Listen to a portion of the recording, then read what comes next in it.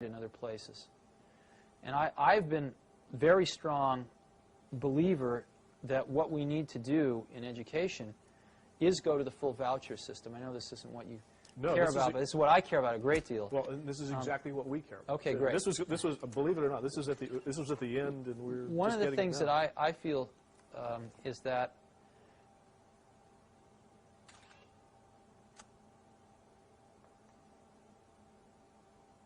right now, you know, if you ask who are the customers of education, the customers of education are the society at large, employers that hire people, right, things like that. But ultimately, I think the customers are the parents, not even the students, but the parents. And the problem that we have in this country is that the customers went away.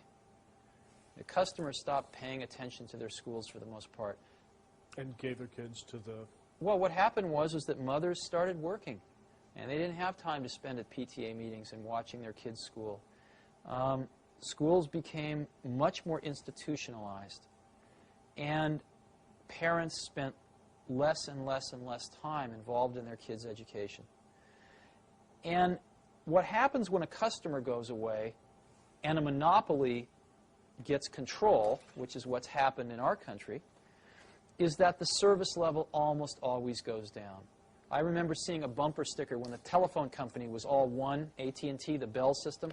I remember seeing a bumper sticker with the Bell logo on it, and it said, "We don't care. We don't have to." You know? And that's what a monopoly is. Sure. That's what IBM was in their day, and that's certainly what the public school system is. They don't have to care. Now, it turns out, let's go through some economics. The most expensive thing most people buy in their lives is a house. Second most expensive thing is a car, usually. And a car costs, average car is approximately about $20,000 now, $16,000, $20,000. And an average car lasts about, what, 8 years? Right? You buy another one? Yeah. So approximately, you know, $2,000 a year, right, for an 8-year commitment. Well,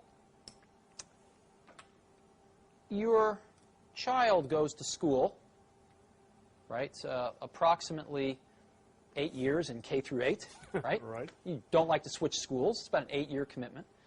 What does the state of California spend per pupil per year? I have no idea. In a public school? I have no idea.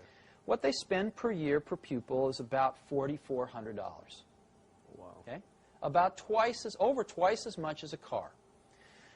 Now, it turns out that when you go to buy a car, you have a lot of information available to you to make a choice, and you have a lot of choices.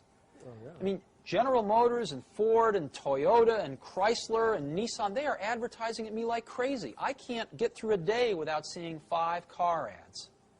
And they seem to be able to make these cars efficiently enough that they can afford to take some of my money and advertise to other people with it. Sure. So that everybody knows all about these cars. And they keep getting better and better and better each year because there's a lot of competition. And there's a warranty.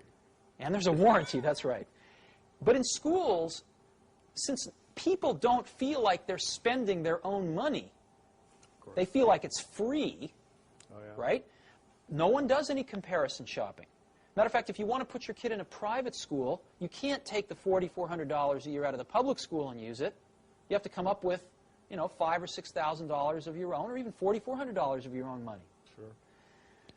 Or more. I believe very strongly that if the country gave each parent a voucher, a check for $4,400 that they could only spend at any accredited school, that several things would happen. Number one, schools would start marketing themselves like crazy to parents to get students.